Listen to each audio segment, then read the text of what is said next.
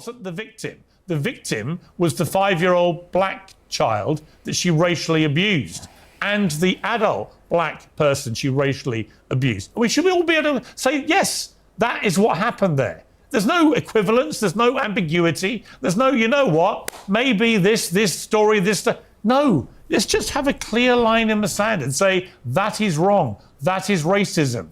End. Surely? No. All right, Stephen Crowder. I like that.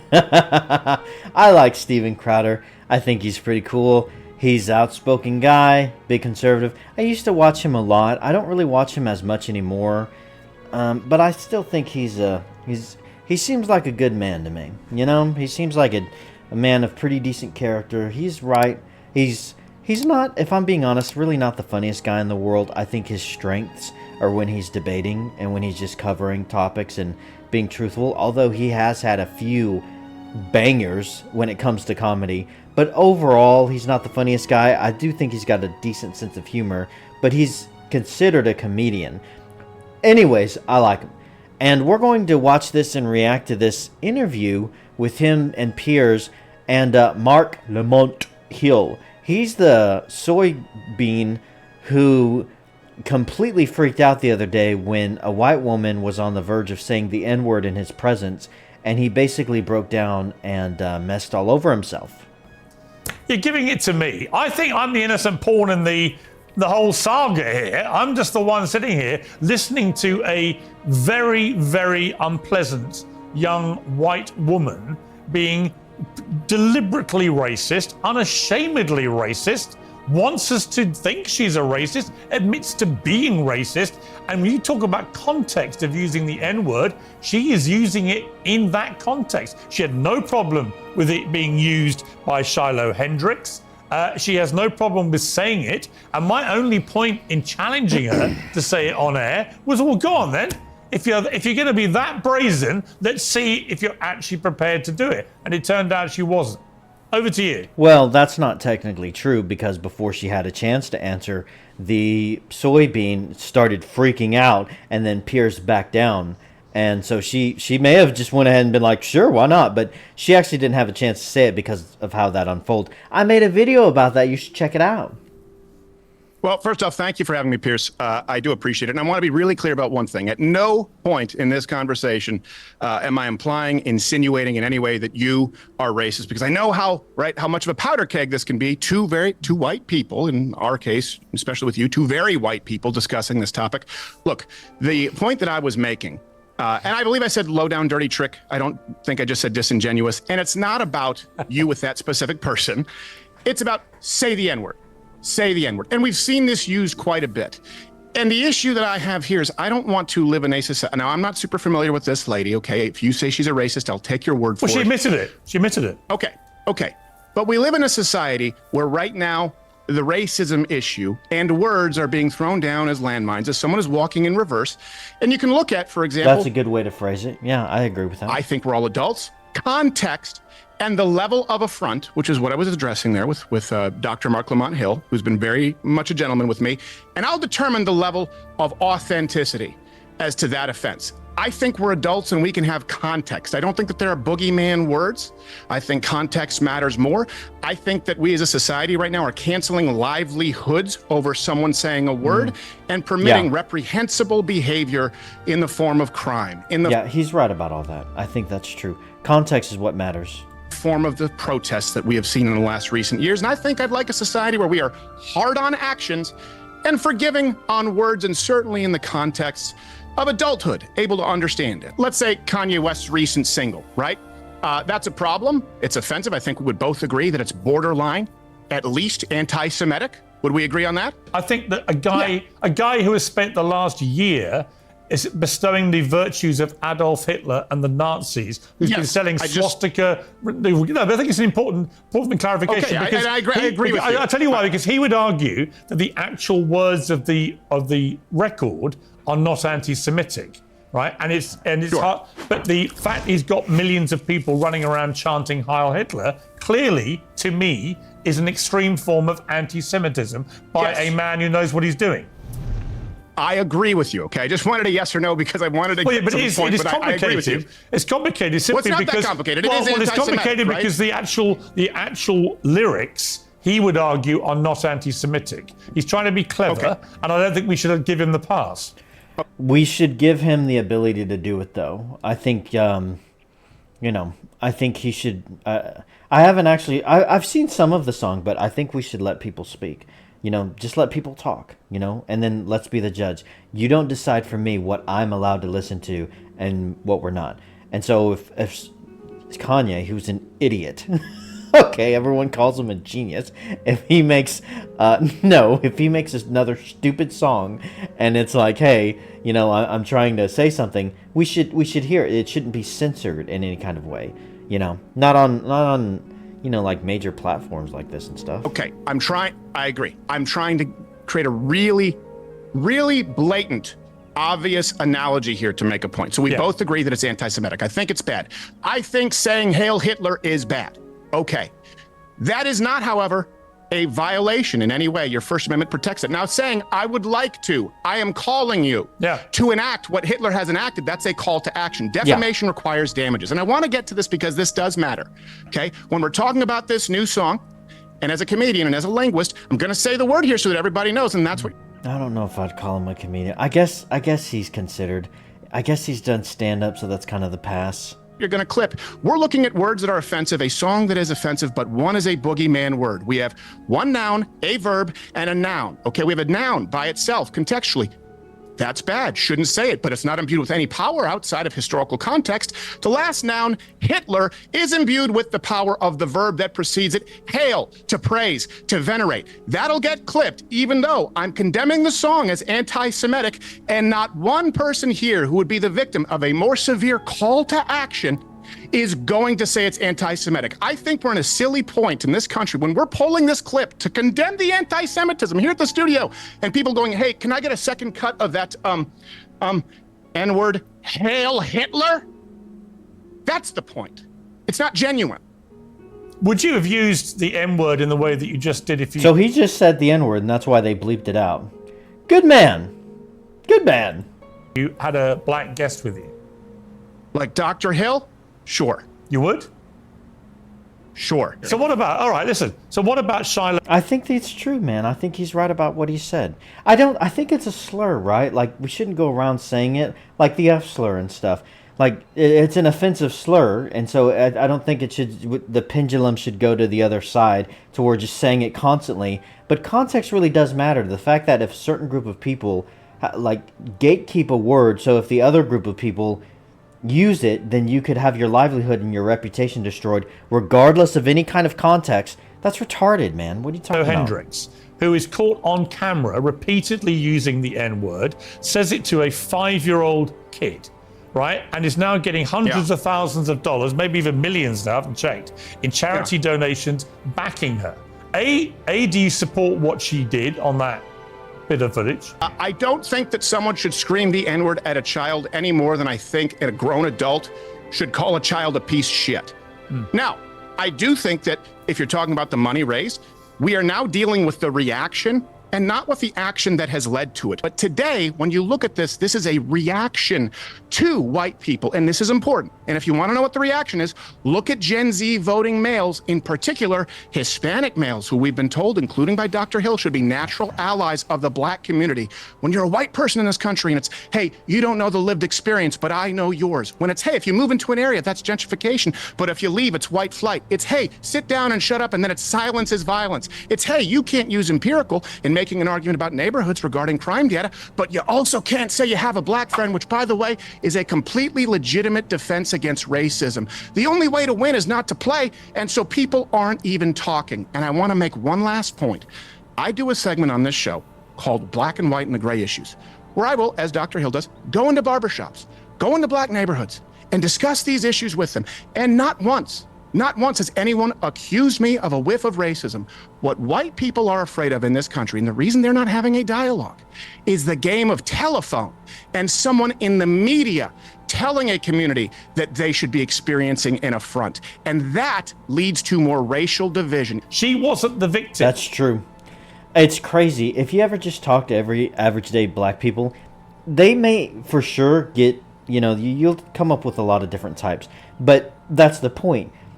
Whenever you grow up around black people, I've had, like you said, a lot of black friends, and I've grown up around black people, and I've dated a lot of black chicks, and I've gone to their insanely ungodly, long, godly churches that last for like 4 to 5 freaking hours, and I've gone to their barbecues in the park and stuff, and I've just grown up around black people and Mexicans my whole life, so it's like they're just equals to me. So sometimes I'll say something that comes across as racist, but it's like it's only racist to white liberals and stuff, because it's like no, it's normal for me. I mean, I've just grown up around these people my whole life. But for these people, these white liberals who have no black friends and no Mexican friends and no minorities as friends, and they're not used to that, and they grow up in their gated communities, like Mr. Piers Morgan here, who's massive gated community, massive home and stuff. It's like, well, we have to treat them as these helpless, precious little creatures or something. We have to handle them with kid gloves because they're just, so special, and it's like insane to me. But I was going to make a point. Crap, the point I was going to make just left my brain. It was something about what he literally just said. And the reason they're not having a dialogue is the game of... Yeah. Because the people... So, like I was saying, these white progressives, they are the ones who are perpetrating all this stuff. Like, these people in power, it's always about race war. Well, whenever you grow up around and you talk to a lot of black people and it's just an average everyday thing, you're going to find that there is a plethora of different opinions. Like, it's not one size fits all. Every now and then you're going to get one black dude who's just like, we the black people feel this way. You'll have those types, sure. But you're going to have other types that are just like, no, I don't think that. Man, I remember growing up, I can't tell you the number of times where I'm hanging around friends and there's several black people there, and they're like, I do something or I say something, and it's like, okay, you got your N-word pass, you can say it, and I would say it, and we would just talk, and just be like, all right, you're cool, and it wasn't a big deal, it was normal or something. I didn't do it a lot. I even back then, it was like, okay, I don't really, maybe I won't say this a lot, but it wasn't like this, such a forbidden taboo. It was a little bit, but not nearly as much as it is today. And you'll find that there's just a plethora of different beliefs. Like, they're not the Borg, okay? And some of them think they are, but they're not. Like the idea that they all share a shared consciousness, that each individual black person is a representative of the entire black community, or the same as white people, each individual cop is a representative of the entire police force. That's tribalism. Some of them think that way, but a lot of them don't think that way at all. And you'll find that these white people, God, these liberals, these progressives are just like, they're just constantly fanning the flames. And the people who get the most outraged over the N-word are white people. It's these virtue signaling whites. There's a degree of black people that it really does bother them. But then there's another portion of black people that's just like, no, it's just a word. They might be a little offended by it, but they're not going to freak out, unlike Mr. Lamont Hill. Telephone and someone in the media telling a community that they should be experiencing an affront. And that leads to more racial division. She wasn't the victim. The victim was the 5-year-old black child that she racially abused, and the adult black person she racially abused. We should all be able to say, yes, that is what happened there. There's no equivalence, there's no ambiguity, there's no, maybe this story, this... No, let's just have a clear line in the sand and say, that is wrong, that is racism. End. Surely? No. Do you want to know which part I disagree with? Yes. Certainly. I love that. I love that so much. That's great. The part that I already agreed with. Shouldn't yell the N-word at a black person 5 years old or 50 years old. But the reason for the GoFundMe amount, you can simply dismiss it and say those people are racist. Or I am telling you that you are seeing a statistical reality emerge where, by and large, the rejection of countries like where you and I are from the policing of speech and the out-of-context use of boogeyman words to try and destroy people's livelihoods, where white people are going, yeah. The conversation, though, isn't that you shouldn't do that. We all know that. The conversation is, I can lose my job if I sing along to my favorite hip-hop album, whether Enter the Wu-Tang or Kanye's College Dropout. Here you are. That's a great point. That's insane. Like, if I just sing along to a rap song and I say the N-word, if my employers heard that, or someone from, one of my peers reported that, I could lose my job. That's insane. Me, I say this respectfully, sounding like a paid-up member of the woke right. But there's no equivalence between that and what happened in that playground. Because you talk about context, the context of the one in the playground was to be deliberately racist. Well, the context of the playground was that her child was having another child steal from her child's bag, and she was upset. And again, it still doesn't make it right, but let's also provide some context. The point that I was addressing was you labeling everyone who gave to the Give, Send, Go. By the way, I've also never been labeled woke right. That's very, very silly. $782,000, I believe. Would we also say then that the people giving to Anthony, Carmelo Anthony, support the wanton stabbing of white kids who die in their twin brothers' arms? What I'm saying is there is a reaction to people being told to sit down and shut up and silence is violence, and words being used to end their livelihoods. And that is the conversation that is taking place in this country, and most people are refusing to have it. Of course, you shouldn't yell the N-word at a 5-year-old. You got it. But there's no segment if that's where we end it. Let's discuss why you have tens of thousands of people giving money for something they never would have donated to a mere 10, 15 years ago. On the prescription. Yeah, I think that's true. Man, that's crazy. Once again, I literally just had a thought in my head, and it just immediately escaped me. Crap. Is more dialogue, and doing so in good faith, rather than this word whack. Oh, I remember now. It immediately comes back. I was going to say, do you see what I mean? He's good in this context, Steven Crowder. He makes a few good jokes here and there, but when he's debating like this, he's good. He's really solid at this. Camole that we're playing in this country. But in terms of what Steven said... Oh, here we go. This is what I wanted to see. Did you guys know that for most of the people watching YouTube videos, only a small percentage of those people are actually subscribed to those channels?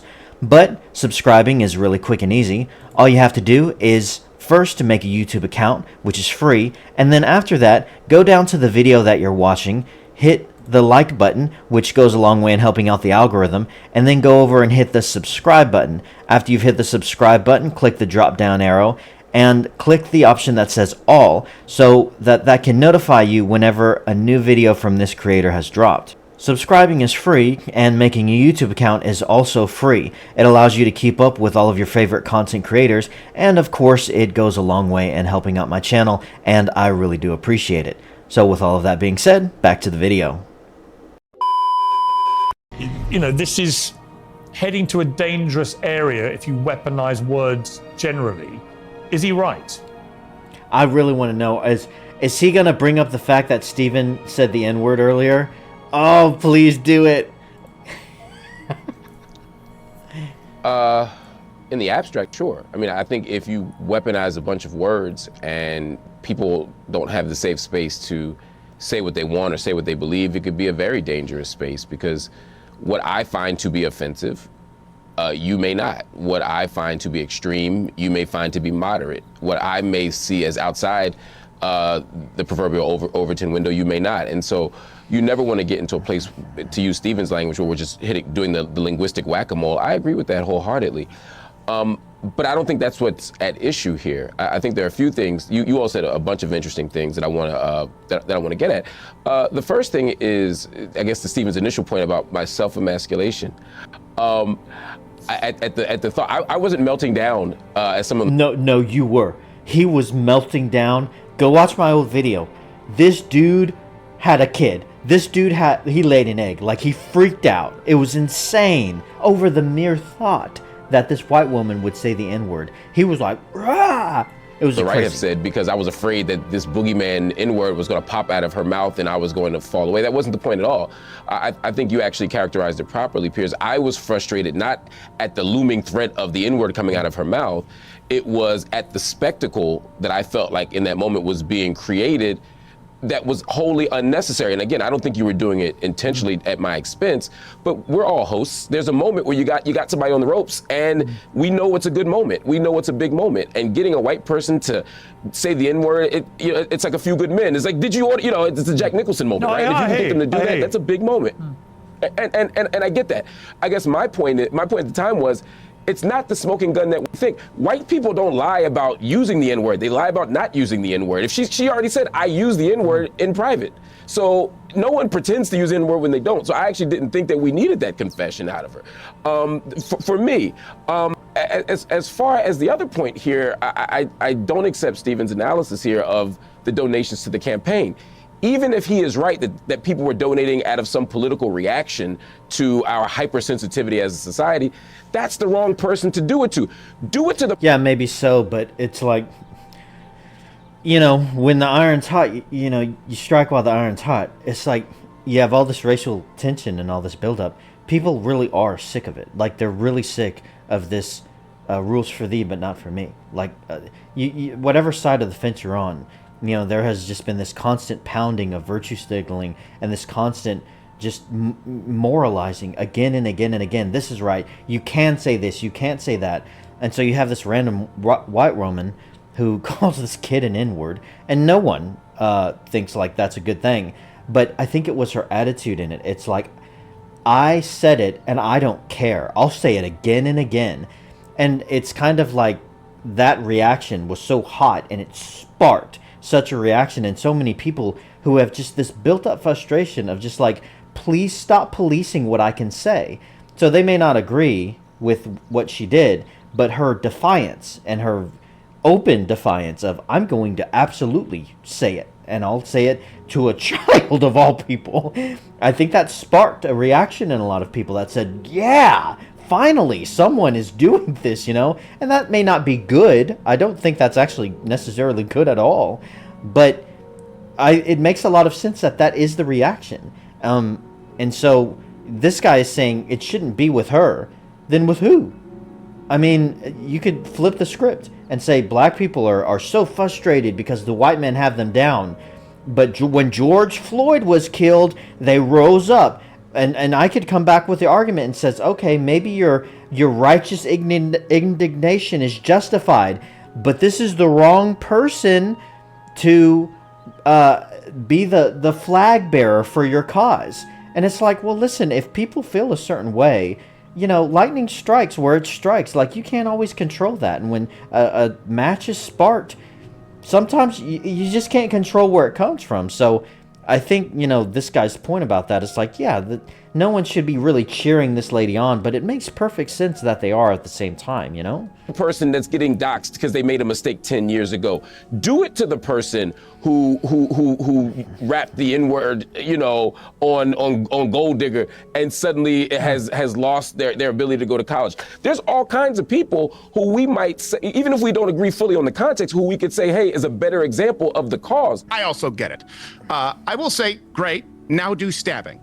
And I think I know what the answer is going to be. Can we both, if we want to find common ground here, agree that, yeah, we really find ourselves at a weird point in this country when a bunch of people are giving to a lady who yells the N-word at a 5-year-old, and a bunch of people are giving to someone who is famous for no other... Yeah, that's a better example that he's giving right now. Carmelo Anthony's story, where they're giving money to a guy who stabbed another guy. That's a much better linear example of what he's giving. Reason than allegedly stabbing an innocent person. He disagrees. I know that we'll say it's because innocent until proven guilty, but this is the information that we have on both of these scenarios at this point in time. And what I'm discussing is the prescription moving forward. And one final thing. Here's the point that I was making that you didn't show in that clip too, was saying that it's racist for someone to say they would prefer to live in a predominantly white neighborhood, or they would prefer to live in their neighborhood, which is not black, I believe is what they said. And I don't believe it was necessarily her. I believe there was a man on the panel who said that, but you do.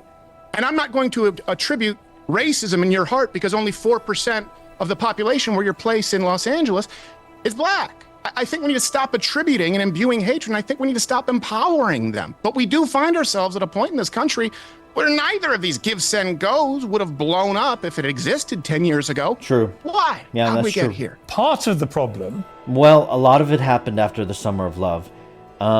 First, Donald Trump becomes elected, then he unveils the masks, pulls back the rug, reveals all the cockroaches. All the cockroaches unite together, swarm together, start attacking him. The whole world gets set on fire. Me Too, the movement, all this stuff is going on. They're all attacking him nonstop. Looks like he's going to get elected second time. Coincidentally, worldwide virus breaks out. He gets attacked for it, doesn't handle it the best. And then everyone gets locked down. Everyone gets confined. Everyone remains in their own little echo chamber. Even worse, mental illness spikes. People become very restless. Summer of love happens. People are rioting in the streets. Racism. And fast forward the clock and here we are. So, you know, a lot's happened in the past 10 years alone. Because that was 2016, 17, 18. And then COVID hit in 2020, I believe. So, no, yeah, it was at the very end. It was like 2019, 2020.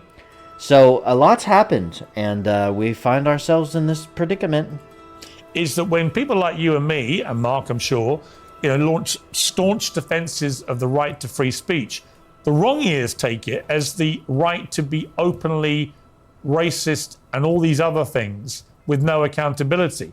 Well, yeah, I don't know if they don't have any accountability, but you can't control how other people take always what you say. Like, you're only accountable for what you say, but to try to police yourself to the degree, it would be like you guys watching this video, you know, responding in a certain way, and then one of you goes out and blows up a mall, you know, based off of what I'm saying in this video. It's like, am I responsible for that? Well, maybe if I say, hey guys, you should go out and blow up a mall, but if I don't say that, it's like, well, no, then, you know what I mean? Misunderstand what free speech actually entails. It doesn't mean you're never going to be held accountable for what you say. When Shiloh Hendricks said that she said the N-word, whatever, you know, this was her right to free speech. Yeah, but everybody else has a right to hold you accountable for it. And it's the second part of that equation. What's the accountability? Like what's the punishment? It's like you say the N-word in a racist, hateful way. What should be the punishment for that? Do you think she should be locked up? Do you think she should have her job taken away? I mean, it's hateful, you could say. You could say it's racist. But it's like, I mean, how far down that rabbit hole does it go? It's like, okay, that's hateful. You know, what about when people take, like, the name of Jesus in vain as a curse word? That seems hateful and bigoted and evil to all Christians. But are you going to lose your job every time someone says the name Jesus Christ as a curse word? Because it's the same thing, but society, one is acceptable and one is not. So are we allowing society to determine, like, what is hateful and what's not? And if it's hateful enough, now there's severe consequences for that? I don't know. It's like, again, it's like if she's calling for violence, that's one thing. But if you're just mean to someone, and this is kind of an exception because it was like a kid, you know, it's like, well, that's really, you know, not good. It is an extreme to a degree, but even still, it's like, what should the punishment be exactly? Like, what are we talking about? Which is, I think, important. So, Stephen, your response to my thesis. Yeah. Yes, I disagree. I think social media is a part of it, but I also don't think that we're dealing with an accountability culture as far as the country. I think we're dealing with a false accountability culture as far as the media and those in the establishment. You have myself, for example, who was demonetized, throttled on YouTube for simply using the term lesbian queer, someone who referred to themselves as a lesbian queer. It was a quote. Then moved over to Rumble, and after the exodus, Diageo, in charge of 80% of the world's advertising, told Rumble that it wasn't enough to demonetize myself, but that they wouldn't spend $1 of advertising on the entire platform, an alternative platform to YouTube, unless I was removed. You've had entire governments try and remove platforms for freedom of speech. This is not the accountability that people in the streets are calling for. What is being called for example, from people in the media, is a lie. They would rather hear a lie than the truth. And so you have people checking out. When you talk about context, I think we have to look at context in the context even of these GoFundMes, right? The people who are funding Carmelo Anthony, you can tell this from the comments, this isn't my guess, they're not saying good job. They're saying we don't believe that you're guilty. we don't believe that you've gotten a fair legal process, and so we're sending money to make sure that you get a proper legal defense because we don't believe that you are guilty of this crime. I think the intent. There is a degree of that that's true. I have seen a lot of comments on those GoFundMes and stuff, and especially on X as well. And a lot of people who are for him have been making just every excuse they can of saying this is why he's not guilty. It was self-defense, or you know, he was bullied first, or you know, he was surrounded by these white kids, or something. It's always he's the victim, but it's always normally along the lines of he was either justified or something, he's not guilty or something like that. I haven't really seen a lot to where it's like, hey, we're glad that you did this or something like that. I haven't seen that. Is worse than a word. I think the intentions on both sides are actually malevolent and wrong. They're not doing it out of any great sense of social justice or anything. Yeah, there's such a big difference between using a word versus stabbing and killing someone, though. It's insane. They're doing it because they're taking a side based on skin color in both those stories, I think. So I think... murder is worse than yelling. Yeah, listen. I think. You know, allegedly stabbing someone to death is worse than using getting an legally ugly railroaded word. is a worse outcome than getting held accountable for using the N-word. Yeah, but no, it's all but about Wait, what did he say? malevolent and wrong. They're not doing it out of any great sense of social justice or anything. They're doing it because they're taking a side based on skin color in both those stories, I think. So I think... Murder is worse than yelling. Yeah. Listen to what this guy says. I want to hear what he says. Listen. I think. You know, allegedly stabbing someone to death is worse than using getting an legally ugly railroaded word. is a worse outcome than getting held accountable for using the N-word. Yeah. Getting illegally railroaded is worse than getting accountable for using the N-word. I think he said something like that. But no, It's all about the framing. No, but It's all about the framing. Stephen's point is the one is worse I than don't the think other. we can end this on this, Pierce. I can take 30 seconds here. If we're Right, talking about right, accountability, but like I said, the there's league, false but we're accountability. pretending. How about, so are you against catch and release? That Are you framing against suggests no that the cash money bail? is going for are the you against behavior. the discount under $1,000 or less where a shopkeeper has to close down because of the name of systemic restorative justice? Are you against cash and release? Are you against cash bail? Are you against the idea that people can shoplift and not be held accountable for their actions? Let's talk real accountability for actions and not false accountability for words. I believe that stabbing someone is worse than saying a word. Both are bad. Me, Mr. Traditional. You know what? Okay. See, he can't be funny. Look at that face. See, this is why I like Steven Crowder. Let me respond to that. He knows. He's like, he's got him. He's like, oh, what you got? Let me respond to that because Quickly. again, that is a disingenuous framing. No It's really not, though.